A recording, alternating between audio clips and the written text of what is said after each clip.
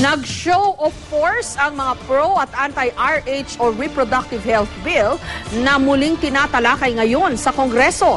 Naiakyat na sa period of amendments ang panukalang batas. Yan ay matapos makipagpulong ni Pangulong Aquino sa ilang kongresista at ipinahiwatig na dapat ng pagbotohan ang kontrobersyal na panukala. Live mula sa Batasang Pambansa, may report si Joseph Morong. Joseph?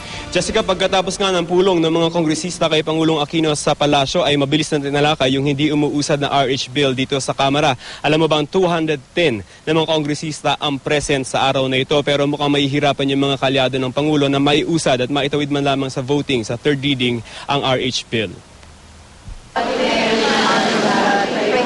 Sa labas ng Kamara, nagro-rosaryo ang ilang mga kontra sa Reproductive Health Bill o House Bill number 4244. Sa katapat nilang tila ang mga pro-RH bill. May ilang tila nagrereklamo na sa pagbabalik-balik nila sa Kamara. Ang Christmas gift na sinasabi nila ay tila pag-asa para tuluyan ang makilusot sa third reading ang RH bill kasunod ng pulong sa palasyo ni Pangulong Aquino sa mga kongresista.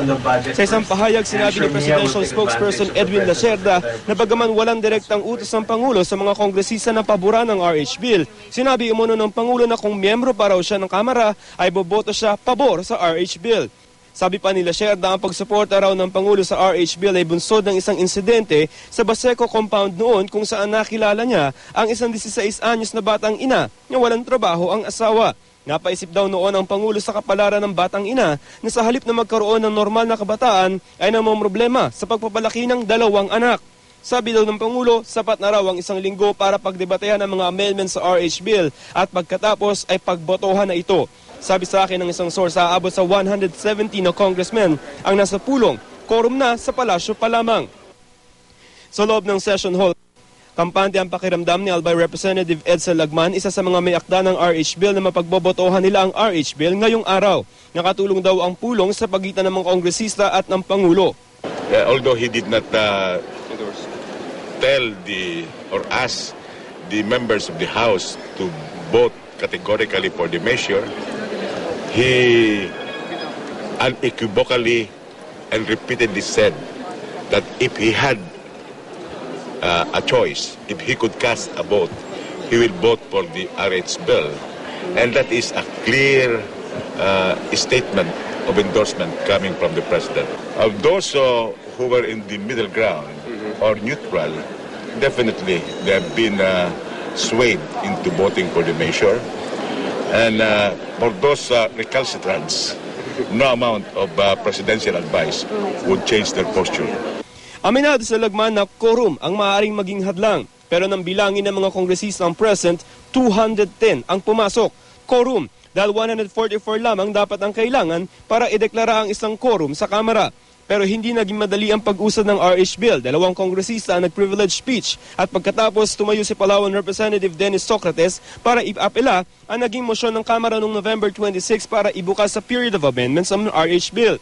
Humantong sa botohan kung papayagang makapagsalita si Congressman Socrates, pero pagkatapos matalo, pumalag naman si Cagayan de Oro Representative Rufus Rodriguez sa daanin sa nominal voting. Ibig sabihin, iisa-isahin ang mga kongresista. Idinaan ang motion ni Rodriguez sa isa na namang botohan hanggang sa manalo ang mga gusto naman ng nominal voting. Sa pagpapaliwanag ng kanilang boto para payagang magsalita si Congressman Socrates, tila lumabas ang tunay na issue. Ito ay hindi kung papayagan si Socrates na magsalita, kundi kapalaran ng RH bill ang tila pinagbobotohan nila. Let's call a spade a spade. Huwag na po tayong magpalusot. If we have the numbers, then we will win. If we don't have the numbers, we concede. But it's time for us to put this measure on a vote. I vote no. Pero ang amin lang muna, pagnanais sana ay dumating mo tayo sa punto na magkakaroon tayo ng boto rito, whether yes or no.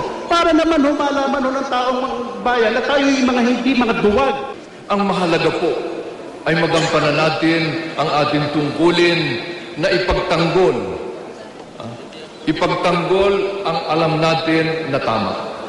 Jessica, yung pagboto sa RH Bill ay mukhang malayo-layo pa. Sa katunayan nga ay ka-adjourn lamang ng session dito sa Kamara at kasi naging mabagal yung paghahain ng mga individual amendments ng ilang mga kongresista. Ngayon, kanina itong si Cebu Representative Pablo Garcia, bago tayo lumabas, ay may 27 pages ng individual amendments. At ang gusto niya mangyari dito, bawat amendment ay pagbotohan, isa-isahin doon sa pamamagitan nominal voting. So nakatawid lang tayo sa dalawang amendments. Yung isa doon ay doon sa kung babaguhin ba yung all persons phrase doon sa RH Bill at ililimit lamang ito sa married couples. Natalo yung motion itong si Representative Garcia na gawin na lamang itong limited doon sa mga married couples by a vote of 91 versus 75. So meron pa tayong 25 pages na manggagaling kay Representative Garcia ng mga amendments. So mukhang hindi ito madadaan sa ngayon sa paspasan gaya ng mukhang gusto ng Malacanang. Tama, Joseph? Kung kakausapin itong ng leadership ng House leadership itong si Representative Garcia pa lamang ay baka umusad, no? Pero under the rules, he is allowed to do that at yung procedure na gusto niyang i-insist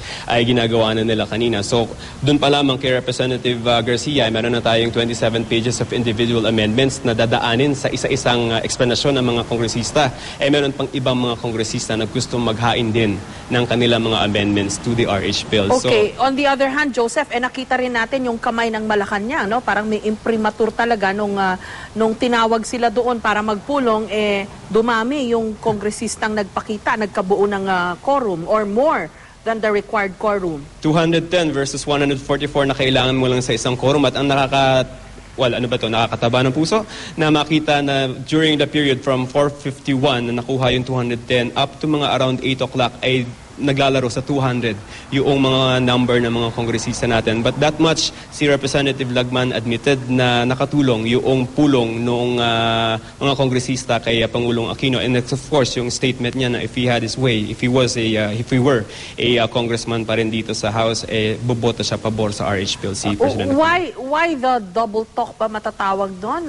Parang hindi explicit pero ang daming dumating. Hindi explicit yung advice ko noon ng Malacanang, hindi sinabi ni Presidente di umano mismo o direkta na pabor siya sa RH at from the part of the spokesman naman ng Malacanang, hindi nila binabanggit na RH Bill kundi RP, Responsible Parenthood Bill. Why the double talk?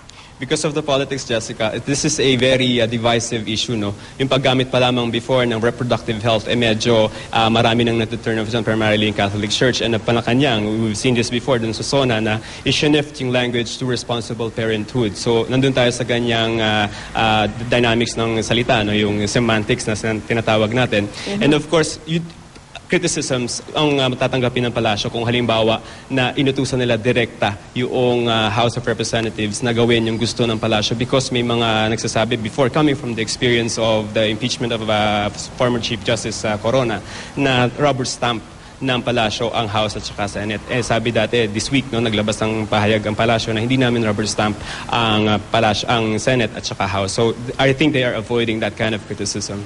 Jessica. Okay, maraming salamat, Joseph Morong.